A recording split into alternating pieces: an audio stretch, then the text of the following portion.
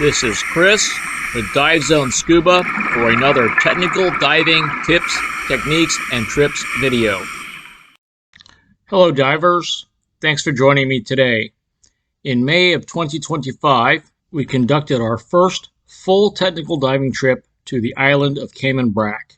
Although we had previously done some limited technical diving on Cayman Brac, this was the first time that we were able to use 100% oxygen to conduct our technical dives.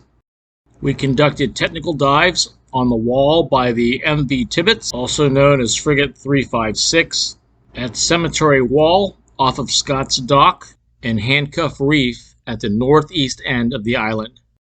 For these three dives, we used X21 as our back gas, X32 as our low O2 deco gas, and X100 as our high O2 deco gas. The basic dive plan was 150 feet for 20 minutes with an ascent following decompression on X32 and X100.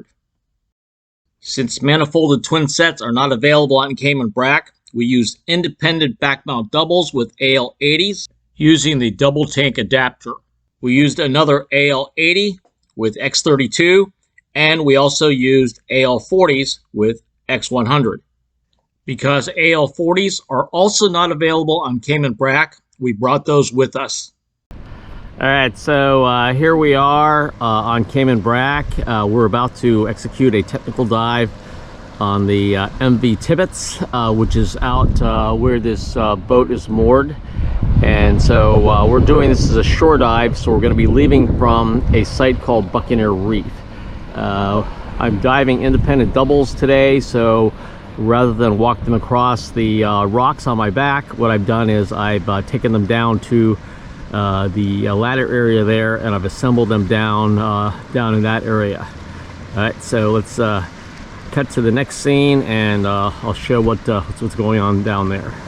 All right, so I've just finished assembling my independent doubles, and I'll talk more about that in a little bit. And so like I said, I toted everything down here individually across the lava rock iron shore. You can see it's a little bit treacherous, and so I carried everything down here individually, so it's easy to do that because the tanks are separate. Here are my deco tanks. Here we're diving with 32% and 100%, and what I'm going to do is I'm going to take my whole set here, and I think what I'm going to do is I'm just going to pitch it in the water, and I'm going to put it on once I'm in the water.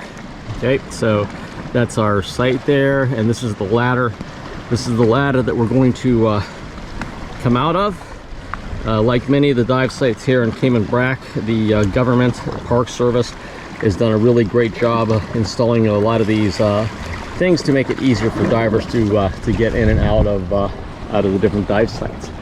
Okay, so what we're going to do is we will swim through this channel here, and we're going to go to that ball, the white ball that the boat is currently moored on.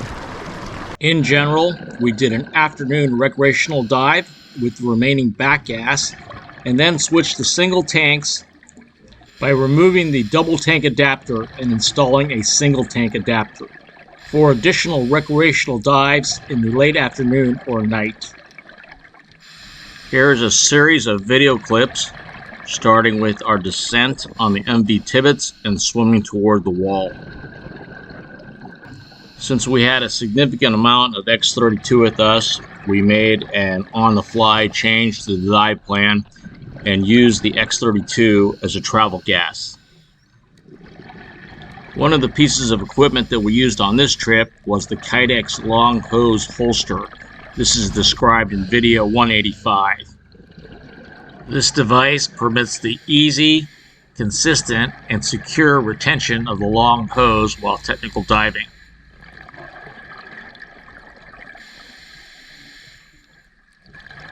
Another piece of gear that we used during this trip was the kydex deco hose holster as described in video 187.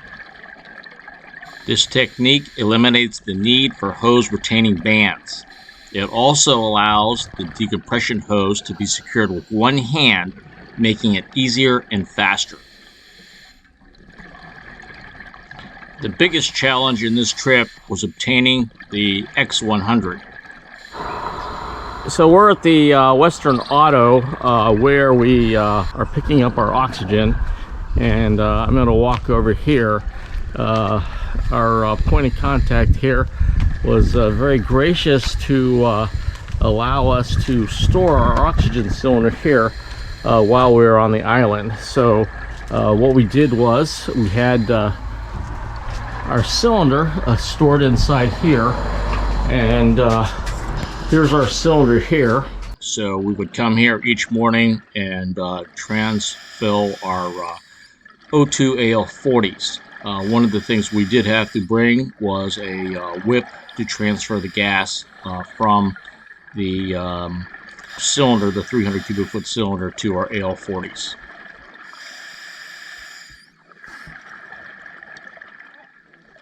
Here's a clip with us beginning to go over the wall. The wall in this area is about 3,000 feet deep.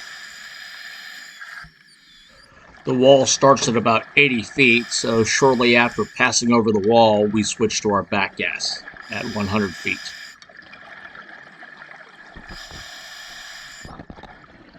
The computer here says 133 feet, and I think that on this particular dive, our maximum depth was about 152 feet. I'm going to cut to the Ascent here shortly. Here we are coming up over back to the sand flat area. At this point, we've already switched over to the X32 for our first deco gas. With the kydex deco hose holster, what I found was it's easier to secure the second stage first and then just tuck the deco hose into the holster. I've also narrowed the deco hose holster by 1/2 inch, so it's now 2 inches wide. There used to be a photo op in this area where there was a piece of coral with a hole in the center, and the thing to do was to stick your head inside the coral hole and have somebody from the sand flat side take the picture. But that's another thing that was destroyed during one of the recent hurricanes.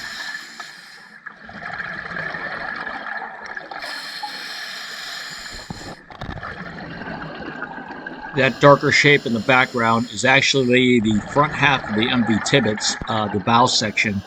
The bow section first broke off a number of years ago, and then in a recent hurricane actually is now lying on the port side. So the stern of the Tibbets is actually flat on the sand, while the front bow section is on the port side.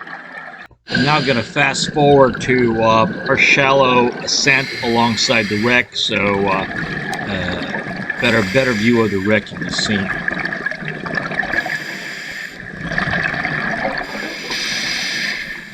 Prior to the last hurricane, you could actually easily penetrate the MV Tibbets, and one of the interesting things about this is the bow section was not tilted over nearly so much at the time. So if you penetrated it, it was actually at a 45-degree angle, and it created a kind of a funhouse effect. So if you did a recreational dive off of one of the dive boats, what they would tell you is to be aware of the fact that you might experience vertigo. Since the last hurricane, a lot of wires have fallen down, creating some serious entanglement hazards, so I would not penetrate in the wreck today unless you were with at least one other very qualified diver that might help you disentangle yourself if that occurred.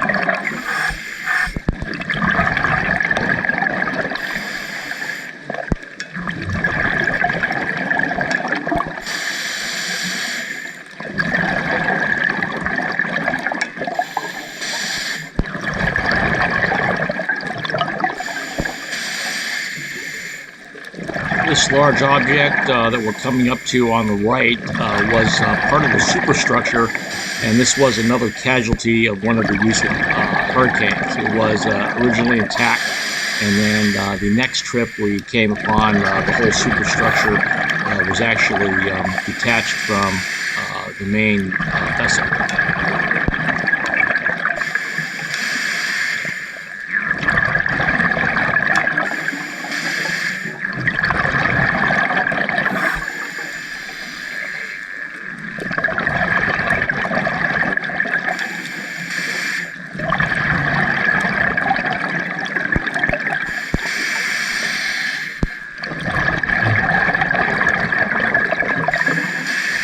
On the left, you can see some cradles, and when the ship was actually commissioned, I believe that these held torpedoes and possibly depth charges.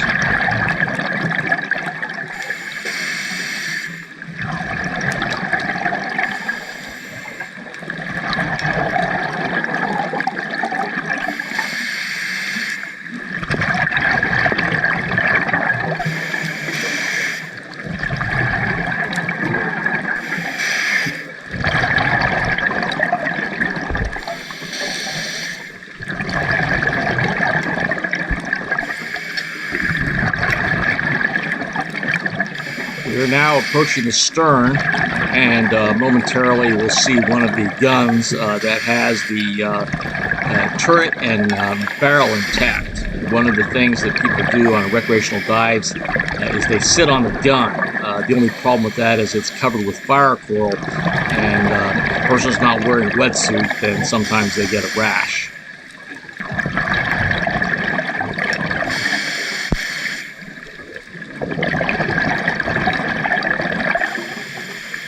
One other thing that I'd like to mention in this video is that both on the United and the Cayman Airways flights to and back, I used the personal item system described in video 179, and I did not have any trouble with either airline using that as a personal carry-on item.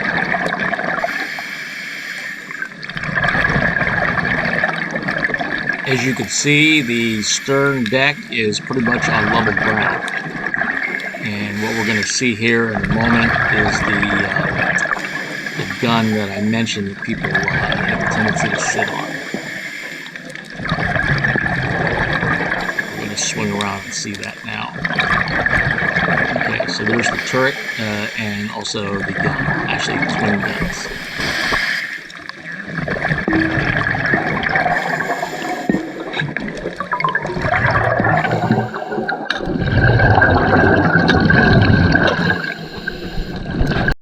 This is Chris with Dive Zone Scuba. Thanks for watching, and please subscribe.